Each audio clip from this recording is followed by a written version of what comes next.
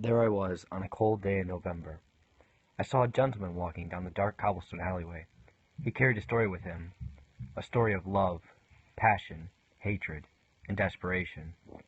The man in particular was Frederick Smith, a local bar owner. He was a short man with a strong build and brown curly hair, a trustworthy man who took care of his clientele. Everyone knew him and went to him with their personal problems, and he always helped out. This good quality would later lead to an unfortunate downfall. You might wonder why people always went to him with their personal problems. Braddock was true to himself, a hard worker, and honest to himself and others. People admired him for that, and they respected his honesty. He wasn't your ideal therapist or a heart-to-heart kind of guy, but he was what people needed. His tough personality was something he picked up on the streets. He used to be a street fighter, a hobby he pursued to gain some extra cash and to blow off some steam. This is where he would meet some of his closest and best friends. Jonathan Caruso, a man who grew up without a father.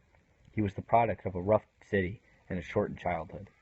He always would scramble for cash just to support his mother and him. Street fighting became something he relied on to supply cash. This is where he would meet his future wife and would be a direct cause for an unhappy marriage. His life, while shattered and broken, gleamed with more misfortune and contained anger than most. Living along the paths of past mistakes and future misery was a couple who was rotten and toxic. The couple of Jonathan and Shirley Caruso, mixed with 1 part hatred and 2 parts resentment. The passion they once shared was now boiled down to the bitter tar that now filled their hearts. They didn't used to be this way. Before the fighting they were inseparable.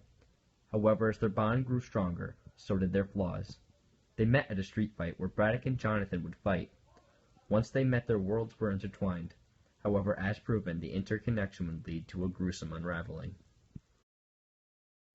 The couple soon returned, and I observed them both make a diabolical request.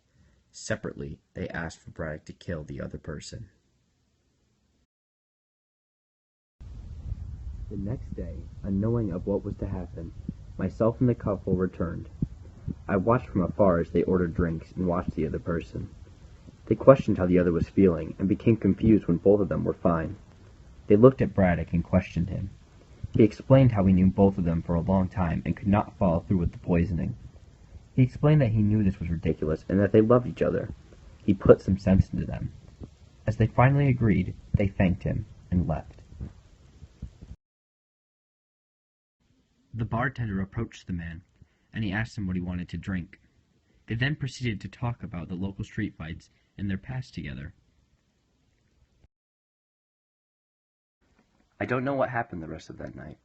I went home and contemplated the story that I had just witnessed. I like to think that the bar owner went home and went out about his daily life and that the couple remained happy.